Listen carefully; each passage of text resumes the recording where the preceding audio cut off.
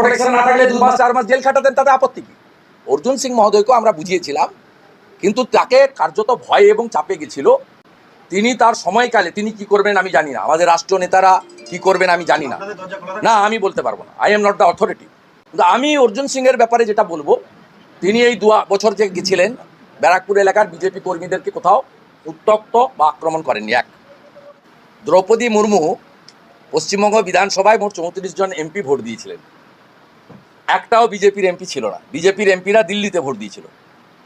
এখানে 33 জন রাজ্যসভা এবং লোকসভা মিলে টিএমসির এমএলএ এমপিরা ভোট দিয়েছিল, আর একজন এইচ খান চৌধুরী মানে ডালুবাবু, তিনি এখানে ভোট দিয়েছিলেন। তাতে 34টা ভোটই আমাদের বিরোধী প্রার্থী যশবন্ত সিংয়ের পাওয়ার কথা, কিন্তু 2টো ভোট বাতিল হয়েছিল। সবাই জানেন, আমার আজকে আমি বলতে চাই না। 2টো ভোট দ্রৌপদী মুর্মু পেয়েছিলেন, তার মধ্যে একটা অর্জুন সিংয়ের ছিল।